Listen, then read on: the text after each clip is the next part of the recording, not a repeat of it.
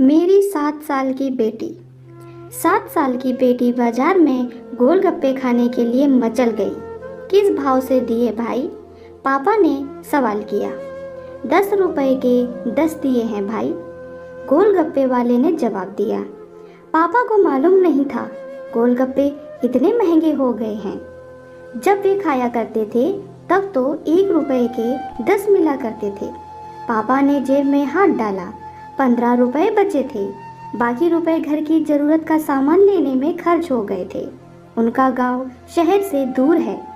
10 रुपए तो बस किराए में लग जाने हैं। नहीं भाई, 5 रुपए में 10 दो तो ठीक है, वरना नहीं लेने। यह सुनकर बेटी ने मुंह फुला लिया।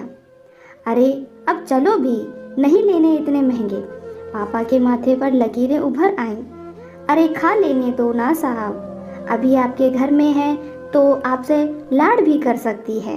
कल को पराए घर चली गई तो पता नहीं ऐसे मचल पाएगी या नहीं। तब आप भी तरसोगे बिटिया की फरमाइश पूरी करने को। गोलगप्पे वाले के शब्द थे तो चुभने वाले, पर उन्हें सुनकर पापा को अपनी बड़ी बेटी रेखा की याद आ गई, जिसकी शादी उसने 4 साल पहले एक खाते पीते पढ़े लिखे परिवार में की थी। उन्होंने पहले साल से ही उसे छोटी छोटी बातों पर सताना शुरू कर दिया था। हर छोटी छोटी बात पर उसे ताना दिया करते थे। उसके माता पिता के बारे में उल्टा सीधा बोला करते थे।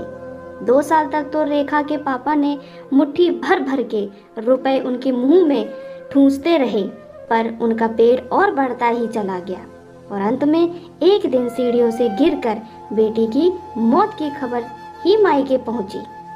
आज वह झटपटाता है कि उसकी वह बेटी फिर से उसके पास लौट आए और वह चुन चुन कर उसकी सारी अधूरी इच्छाएं पूरी कर दे, पर वह अच्छी तरह जानता है कि अब यह असंभव है। दे दूं क्या बाबूजी?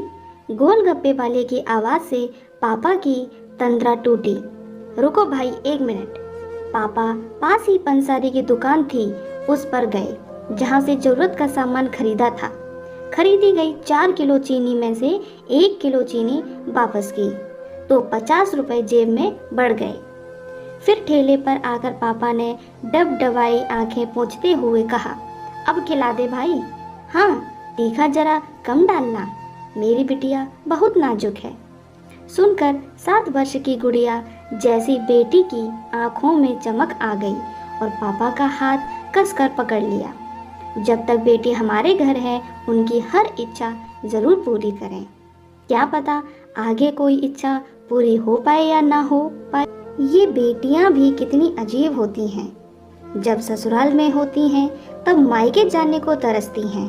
सोचती हैं कि घर जाकर माँ को ये बताऊंगी, पापा से ये मांगूंगी, बहन से ये कहूंगी, भाई को सबक सिखाऊंगी और मौज मस्ती करूंगी। लेकिन जब सच में मायके जाती हैं तो एकदम शांत हो जाती हैं। किसी से कुछ भी नहीं बोलती, बस माँ बाप भाई बहन से गले मिलती हैं। बहुत बहुत खुश होती हैं। भूल जाती हैं कुछ पल के लिए पति ससुराल, क्योंकि एक अनोखा प्यार होता है मायके में, एक अजीब कशिश होती है मायके में। ससुराल में कितना भी प्यार मिले, माँ बाप की एक मुस्कान को तरसती हैं ये बेटियाँ। ससुराल में कितना भी रोए, पर मायके में एक भी आंसू नहीं बहाती ये बेटियाँ, क्योंकि बेटियों का सिर्फ एक ही आंसू माँ बाप भाई बहन को हिला देता है, रुला देता है।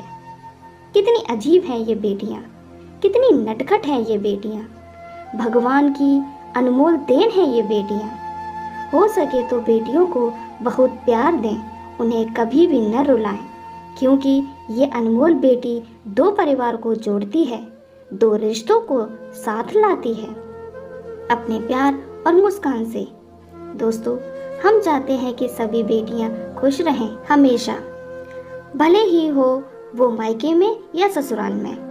खुशकिस्मत हैं वो लोग जो बेटी के बाप हैं। मुझे उम्मीद है दोस्तों कि आज की कहानी आपको ज़रूर पसंद आई होगी।